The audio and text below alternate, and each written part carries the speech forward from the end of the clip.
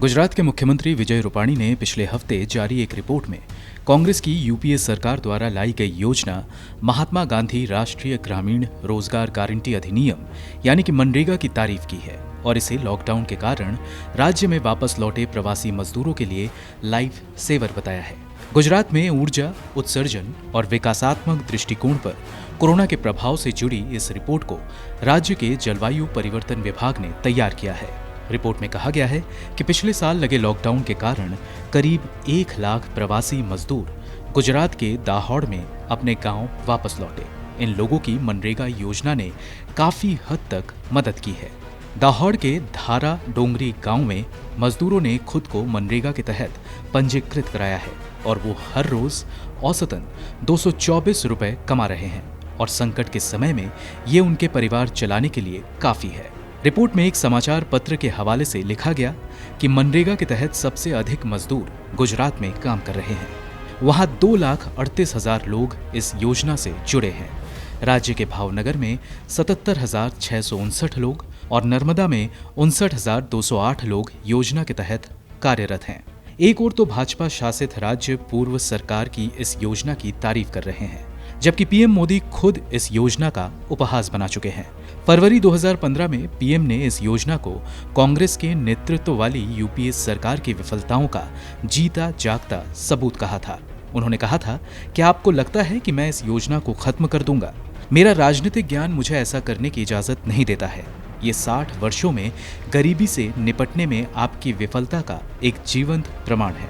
उन्होंने कहा कि आपको लोगों को खाई खोदने और उन्हें भुगतान करने के लिए भेजना था।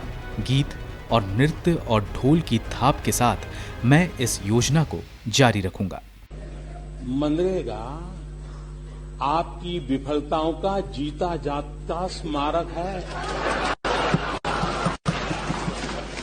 कई मीडिया रिपोर्ट्स ने भी इस बात का समर्थन किया है कि लॉकडाउन के कठिन समय में मनरेगा ने वाकई कई लोगों को भुखमरी से बचाया है।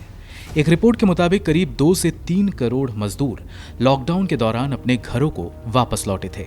इनमें से कई लोगों ने खुद को अपने पारिवारिक काम जैसे खेती आदि से जोड़ लिया, जबकि बड़ी संख्या में लोग बेरोजगार रह गए। रिपोर्ट के मुताबिक 2020 में सिर्फ अप्रैल से सितंबर तक ही करीब 83 लाख मनरेगा जॉब कार्ड जारी किए गए हैं। ये पिछले 7 सालों में सबसे अधिक है, जबकि योजना का ट्रैक रखने वाली संस्था के अनुसार इनमें से जुलाई तक ही 2 लाख लोगों ने योजना के तहत 100 दिनों के रोजगार की अवधि पूरी भी कर ली थी।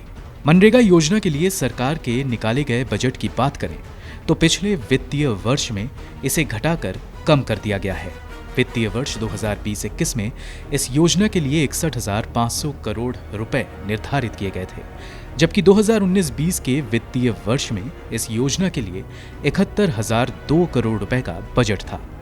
बाद में हालांकि इसमें 40,000 करोड़ रुपए जोड़ने का ऐलान हुआ था। इसके अलावा योजना का पिछले 7 साल का बजट 98,403.69 करोड़ रुपए 2018-19 में, 2017-18 में 68,107.86 करोड़ रुपए, 2016-17 में 57,386.67 करोड़ रुपए, 2015-16 में 43,380.72 करोड़ रुपए, कुल खर्च 2018-19 में 51,510.82 करोड़ रुपए, 2017-18 में 63,646.41 करोड़, 2016-17 में 58,062.92 करोड़, 2015-16 में 44,002.59 करोड़ और 2014-15 में 36,025.04 करोड़ रहा है। कांग्रेस की पूर्व सरकार ने मनरेगा योजना की शुरुआत साल 2005 में मनरेगा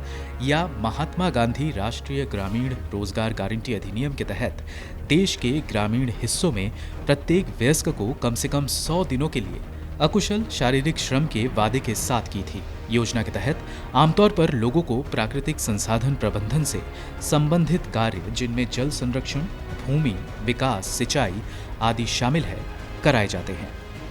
ब्यूरो रिपोर्ट, गो न्यूज़।